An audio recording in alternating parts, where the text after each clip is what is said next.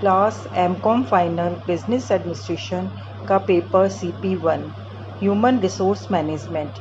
आज का टॉपिक है organisation of human resource department. ये जो टॉपिक है वो 2 पार्ट्स में डिवाइडेड है। मानव संसाधन विभाग का संगठन। जैसा कि हम जानते हैं कि प्रत्येक संस्था में मानव संसाधन विभाग की स्थापना एक महत्वपूर्ण कार्य माना जाता है। निर्धारित उद्देश्य व लक्ष्यों की प्राप्ति हेतु मानवीय साधन का प्रभावकारी ढंग से उपयोग, संगठन के सभी सदस्यों के मध्य अच्छे कार्यकारी संबंध तथा अधिकतम व्यक्तिक विकास अति आवश्यक है। यह प्रभावकारी संगठन व्यवस्था द्वारा ही संभव है। वर्तमान समय में संगठनों के आकारों में वृद्धि, काम करने वाले कर्मचारियों की संख्या में वृद्धि, संगठन की जटिलताओं में वृद्धि, श्रम संगठनों की शक्ति और प्रभाव में वृद्धि, तकनीकी विकास के कारण बढ़ते हुए सरकारी हस्तक्षेप आदि सभी ने मिलकर मानव संसाधन विभाग के कार्यों की संख्या में बहुत अधिक वृद्धि कर दी है। इसके कारण इसकी संगठन संरचना को भी काफ़ी जटिल बना दिया गया है। संगठन संरचना में मानव संसाधन विभाग की आवश्यकता। Need of HRM department in organisational structure. संगठन की संरचना का अंतिम दायित्व मुख्य अधिशासी यानी चीफ एग्जीक्यूटिव का होता है। मुख्य अधिशासी द्वारा इस विषय में सलाह देने के लिए संगठन आयोजन और अभिकल्पना अर्थात ऑर्गेनाइजेशन प्लानिंग एंड डिज़ाइन जैसी कमेटी का गठन किया जा सकता है। इस कमेटी में मानव संसाधन विशेषज्ञ को भी शामिल कर लिया जा सकता है। यह कमेटी मुख्य अधिशासी को संगठन संरचना के विषय में एडवाइस देती है और सभी विभागों की आंतरिक संरचना की रूपरेखा भी तैयार करती है। बड़ी कंपनियों में अलग से मानव संसाधन विभाग की स्थापना किया जाना आवश्यक है। मानव संसाधन विभाग के महत्व कई कारणों से हैं, जिनकी वजह से कंपनी की संगठन संरचना में इस विभाग को एक इंडिपेंडेंट डिपार्टमेंट का दर्जा दिया जाता है। अब वर्तमान समय में जो ह्यूमन रिसोर्स डिपार्टमेंट है, इसकी इम्पोर्टेंस किन कारणों से है? इसके कई कारण हैं। उनमें फर्स्ट पॉइंट है मानव संसाधन कार्यों के निष्पादन के लिए। जैसा कि हम जानते हैं कि मानव संसाधन कार्य का क्षेत्र व्यापक और जटिल होता जा रहा है। मानव संसाधन विभाग के कार्यों में कई कार्यों को शामिल किया जाता है, जैसे सेवा नियोजन, ट्रेनिंग एंड डेवलपमेंट है, वेजेस एंड सैलरी एडमिनिस्ट्रेशन है, स्वास्थ्य और सुरक्षा है, श्रम कल्याण है, सामूहिक सौदेबाजी आदि। लेकिन कहीं कहीं पे कम्युनिकेशन यानी जो कर्मचारी है जनसाधारण के बीच में और जनसंपर्क जैसे अन्य कार्यों का दायित्व भी इसी डिपार्टमेंट को सौंप दिया जाता है। और पिछले 2-3 दशकों में जो मानवीय संबंधों की विचारधारा है उसने भी काफ़ी जोर पकड़ा है। इसका प्रभाव यह हुआ है कि एक और तो मानव संसाधन कार्यों का क्षेत्र अधिक व्यापक और विस्तृत हो गया है, वहीं दूसरी ओर मानव संसाधन कार्यों की इम्पोर्टेंस भी डे बाय डे बढ़ती जा रही है। इसके परिणाम स्वरूप अब कोई भी अधिशासी इन कार्यों को आकस्मिक और अनियमित रूप से संपादित करने के रिस्क नहीं उठा सकता है। अतः स्वतंत्र रूप से ह्यूमन रिसोर्स डिपार्टमेंट की स्थापना करना आवश्यक होता है। नेक्स्ट पॉइंट है विशिष्ट दक्षता रखने वाले व्यक्तियों की सेवाएं लेने के लिए। मानव संसाधन संबंधी कार्यों के संपादन में देश के सामान्य ज्ञान के अतिरिक्त स्पेसिफिक श्रम विज्ञान और मनोविज्ञान के विशद ज्ञान की भी आवश्यकता होती है। एक कुशल मानव संसाधन प्रबंधक को देश और उद्योगों की आर्थिक स्थिति, श्रम बाजार की स्थिति तथा सरकार और समाज की लोक नीतियों का ज्ञान प्राप्त करना और उनमें समय समय पर होने वाले परिवर्तनों का भी अध्ययन करना होता है। आजकल राजनीतिक वातावरण के प्रभाव की जानकारी भी प्राप्त करना आवश्यक है। अतः इन सब कार्यों के संपादन के लिए विशिष्ट दक्षता वाले व्यक्तियों की आवश्यकता होती है। अतः मानव संसाधन विभाग का गठन करना आवश्यक हो गया है। नेक्स्ट पॉइंट है श्रम संगठनों के साथ सामंजस्य स्थापित करने के लिए। वर्तमान समय में श्रम संगठनों का प्रभाव और महत्व काफ़ी बढ़ चुका है और भविष्य में भी ये प्रवृत्तियाँ जारी रहेगी। श्रम संगठनों के कारण मानव संसाधन संबंधों और प्रबंध में जटिलता उत्पन्न हो गई है, जैसे परिवेदनाएं, अभिप्रेरणा, अनुशासन, सामूहिक सौदेबाजी आदि मानव संसाधन कार्य बहुत ही कॉम्प्लेक्स हो गए हैं। श्रम संगठनों का गठन भारत में अनेक श्रम संगठनों की प्रवृत्ति, श्रम संगठनों में राजनीतिक प्रभाव, सरकारी हस्तक्षेप मानव संसाधन कार्यों को जटिल बनाते जा रहे हैं। इन सभी कारणों से मानव संसाधन विभाग का अलग से गठन करना आवश्यक हो गया है। नेक्स्ट पॉइंट है प्रजातांत्रिक विचारधारा को अपनाने के लिए अलग से मानव संसाधन विभाग का गठन कंपनी का प्रजातांत्रिक पद्धतियों और विचारधाराओं में विश्वास का द्योतक भी माना जाता है। विभाग की स्थापना कर्मचारियों में कंपनी की ओर से मानवीय संबंधों की नीति के पालन के विश्वास का संचार करती है। साथ ही इससे बाह्य जगत में कंपनी की प्रतिष्ठा भी बढ़ती है। इस प्रकार यह विभाग स्टेटस सिंबल माना जाता है। एंड लास्ट पॉइंट है इसी का मनोबल में वृद्धि करने के लिए। अब किसी भी संस्था में अलग से मानव संसाधन विभाग के गठन से कर्मचारियों के मनोबल में भी वृद्धि होती है। उनकी इस धारणा को बल मिलता है कि कंपनी के कुछ स्पष्ट वर्णित जो पर्सनल पॉलिसीज़ हैं, प्रिंसिपल्स हैं। कंपनी मानव संसाधन कार्यों के निष्पादन में न्याय और समानता, निष्पक्षता का आचरण करेगी। उनके कार्यों का उचित और वैज्ञानिक आधार पर मूल्यांकन किया जाएगा। उनके विकास और पदोन्नति का मार्ग भी प्रशस्त होगा और कर्मचारी मनोबल एक मूल्यवान परिसंपत्ति माना जाता है। अतः अलग से मानव संसाधन विभाग की स्थापना की जानी चाहिए। समग्र संगठन संरचना में मानव संसाधन विभाग की स्थिति और प्रभाव। Status and influence of HRM department in the overall organization structure। अब कंपनी की समग्र संगठन संरचना में मानव संसाधन विभाग की क्या स्थिति होगी या क्या प्रभाव होगा, ये अनेक फैक्टर्स पे डिपेंड करता है। ये डिफरेंट फैक्टर्स कौन कौन से होते हैं इनमें अपन देखेंगे। तो फर्स्ट पॉइंट है इसका मानव संसाधन प्रबंधक का व्यक्तित्व। मानव संसाधन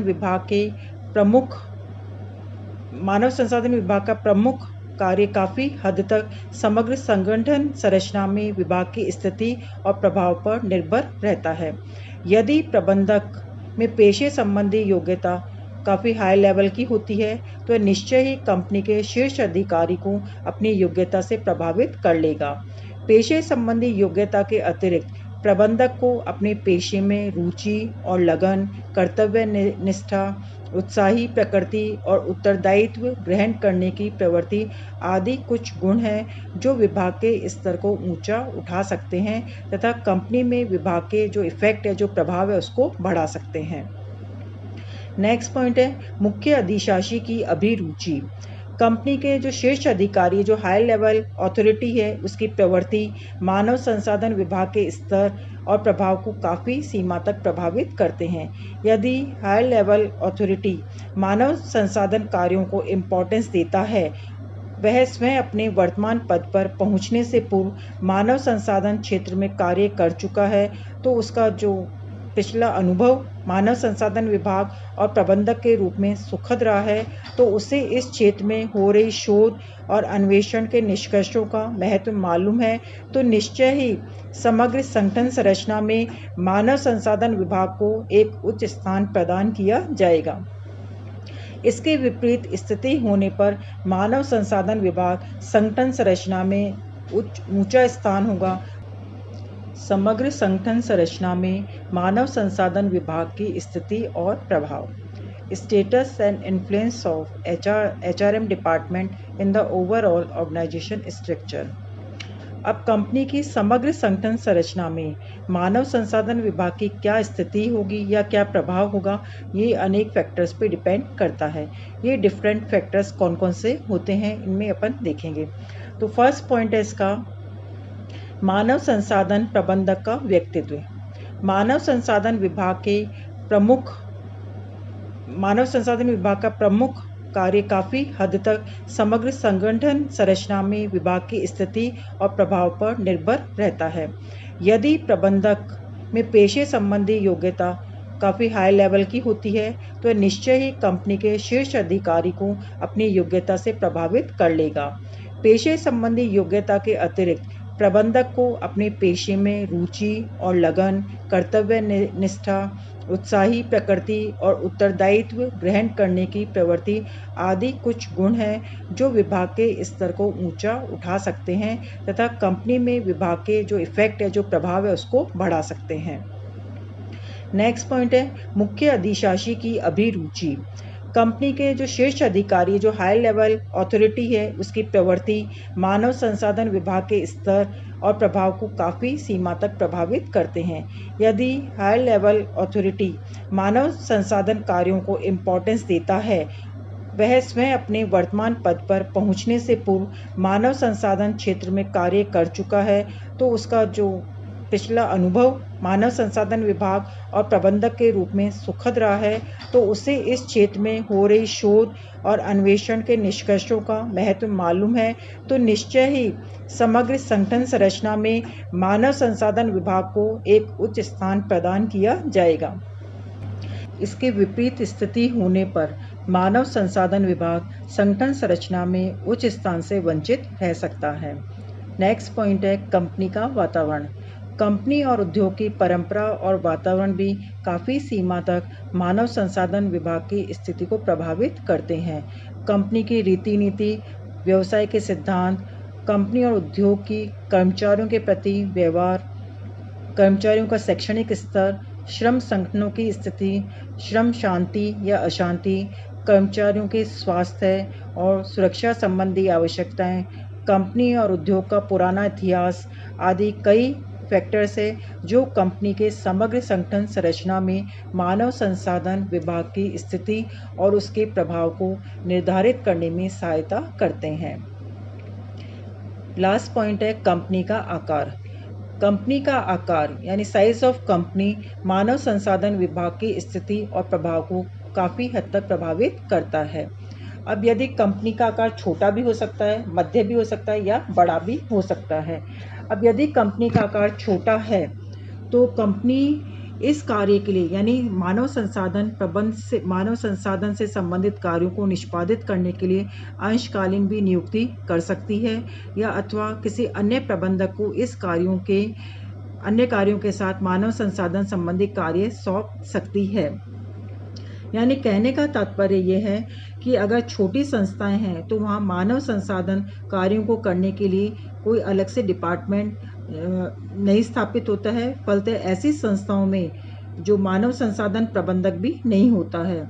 इन संस्थाओं में मानव संसाधन कार्य काफ़ी कम होते हैं, जैसे वेतन और मजदूरी विवरण तैयार करना, भविष्य निधि का हिसाब रखना या कुछ लीगल फॉर्मेलिटीज़ को पूरा करना आदि हो सकते हैं।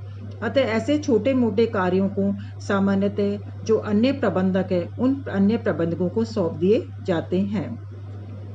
लेकिन यदि संस्था का आकार अगर कंपनी का आकार मध्य है, मिडिल साइज ऑफ कंपनी है, तो ऐसी कंडीशन में मानव संसाधन कार्य को प्रबंध में शीर्ष स्थान प्रदान करने के बजाय सामान्यतः मध्यवर्ती स्थान दिया जाता है। मानव संसाधन प्रबंध कार्य उत्पादन प्रबंधक को ही सौंप दिए जाते हैं और इसके अंतर्गत मानव संसाधन प्रबंधक को कार्य करना होता है। लेकिन इसके विपरीत जो बड़ी कंपनीज है, बड़ी कंपनीज में सामान्यतः मानव संसाधन प्रबंधक शीर्ष प्रबंध का भाग होता है और वो सीधा मुख्य अधिशासी को रिपोर्ट करता है। तो इस प्रकार से जो बड़ी कंपनीज है वहाँ पे उसको कई रिस्पॉन्सिबिलिटीज़ को पूरा करना पड़ता है।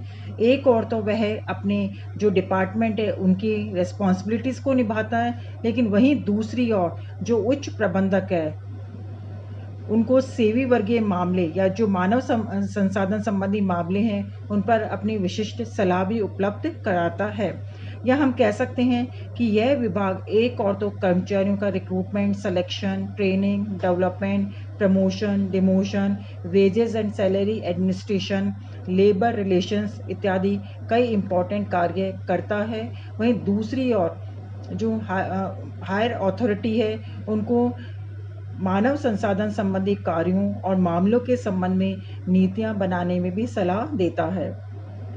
उच्च प्रबंधक उनकी इस सलाह पर विचार करने के बाद ही संस्था की जो मानव संसाधन नीतियां और नियमों का निर्माण करते हैं। तकनीकी भाषा में हम कह सकते हैं कि मानव संसाधन विभाग एक और तो स्टाफ का कार्य करता है, वहीं दूसरी ओर रेखीय अधिकारियों की भूमिका भी निभाता है। अब इस प्रकार से जो संस्था छोटी संस्था है, मध्य आकार की संस्था है या जो बड़ी संस्था है, उसमें मानव संसाधन विभाग किस प्रकार का हो सकता है, ये आगे की स्लाइड्स में डिफरेंट चार्ट्स के आधार पर देखा जा सकता है।